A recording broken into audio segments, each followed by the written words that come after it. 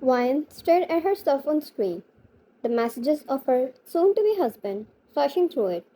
Texts like, I'm only marrying you because of my father. Hope you know your place. Ryan and Sam never went alone. Whereas it was an arranged marriage for her, it was forced for Sam. He had another relationship and Ryan was never with this whole setup. She tried to tell her father, but he never agreed. Of course, this wedding was beneficial for both families. Why would they listen to children? She closed her eyes and exhaled. Was she really going to sacrifice herself for the family who never cared about her? Live with a man who had other women all over him?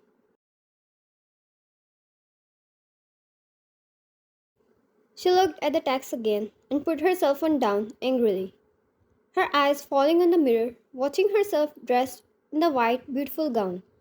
She made a beautiful bride, but nothing about it made her happy or glowy.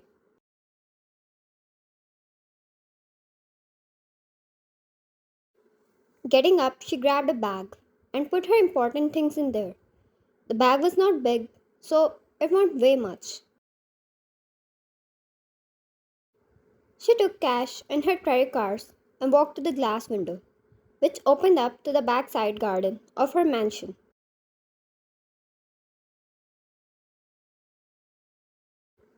It took her almost 15 minutes, but she made it out of the mansion.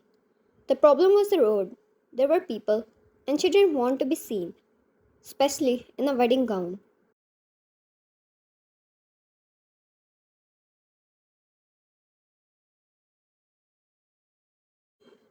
Is there a problem here? She jumped and turned around towards the source of sound. A young man, in probably his late 20s, stood against the wall she was leaning against. He had his arms crossed and eyes menacing.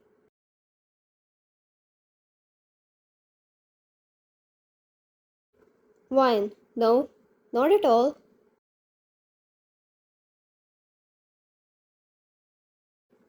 Seems like there is. She gulped. He was wearing a suit that perfectly fit on him. Was he here to attend her wedding? Did he recognize her?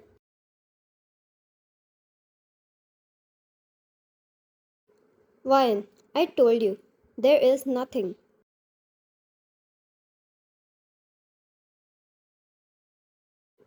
His eyes slowly shifted down to the bag in her hand, then back at her face. Jungkook, the bride is trying to run away. What do you think will happen if I let those people know?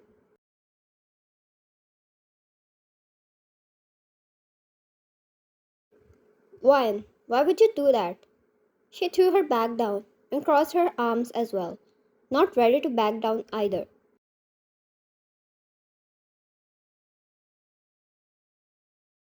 Jungkook, or maybe I could help you escape. She looked back at the distance and her eyes fell on a car. There was a guard standing in front of it, but his eyes were not on them.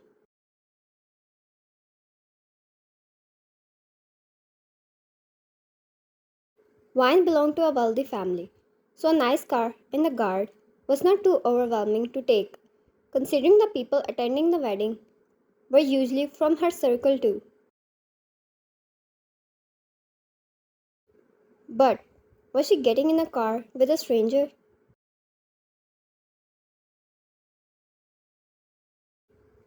No, Wine, I don't even know you.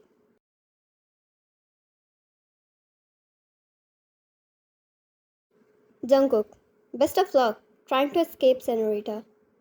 He turned, taking out his cell phone as it started to vibrate. He picked up the call and walked back to his car. Wine turned to peek at those people still there, then back at the stranger dude who was near his car. Wine, hey, she said out loudly, and the man stopped in his tracks. Grabbing her bag, she walked past him to his car while saying a thank you for your help and get in the car. She watched him and his guard getting in as well. After 3 minutes, and the car drove off. Jungkook. I am Jungkook, by the way.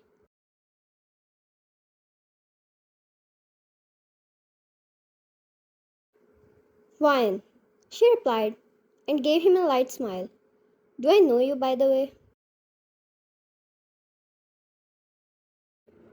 Jungkook. You don't, but I know you surely. Wine. How is that?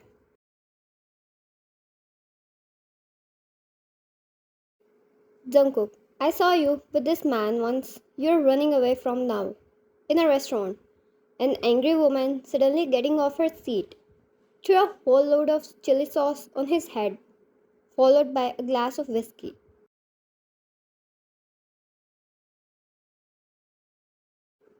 Jungkook. Then she cursed at him in front of everyone and marched out of there. That was, I must say, pretty impressive. She laughed, remembering that day. Some of the hate bubbling inside of her for Sam calmed down a little.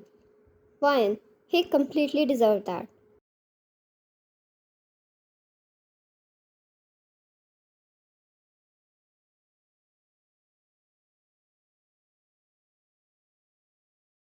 Fine. That night, he told me he had a girlfriend and didn't want to marry me, but he was too afraid to talk to his father. Can you believe that? So, I should be the one to make a move.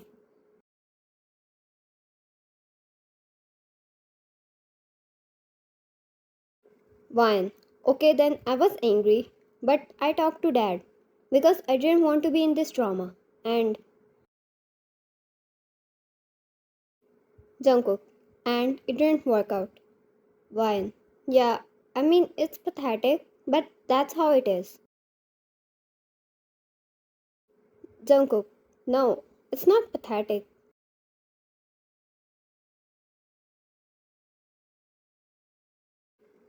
Wine, yeah, it's impressive.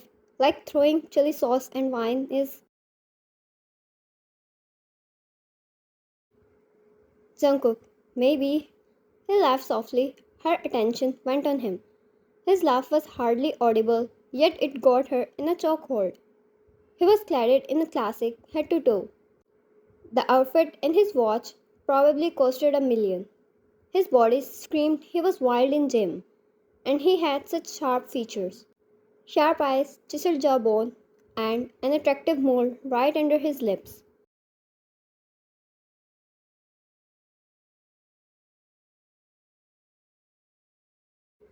He was a total charmer, and Wyan was pretty sure he had women dying for him left and right. Wyan, because it was not you sitting in that restaurant with me.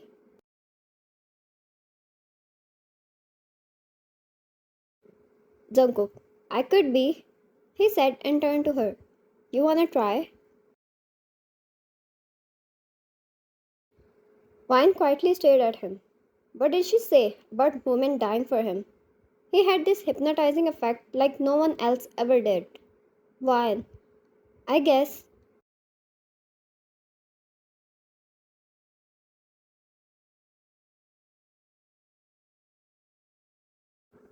After another 15 minutes, Jungkook dropped her off at a hotel where she asked him to. His guard took her bag in. Jungkook also made a reservation for her at his own part, which she didn't understand why, but let him.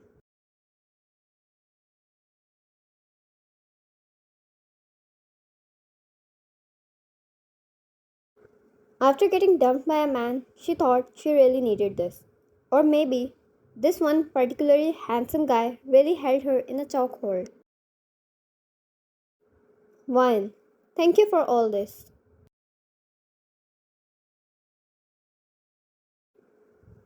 Jungkook, you should tell me if you need anything. No card, Ryan. It's easy to trace people.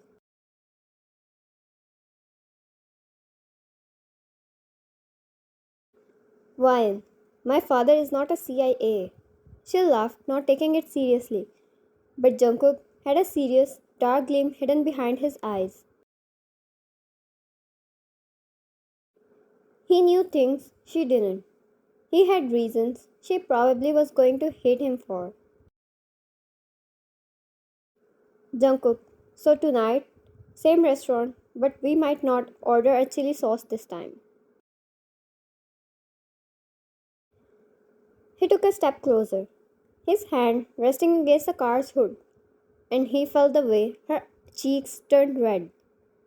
She bit her lower lip and had to incline her head upwards to look him in the eye.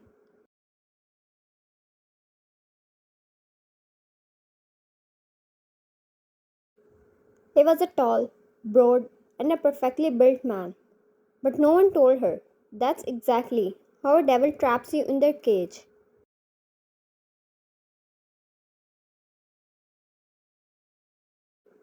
Wyan, of course, I'll see you there. She kissed his cheek and went inside. His eyes turned dark as he touched his cheek where she kissed. Jungkook, I'll see you too, lady. To be continued.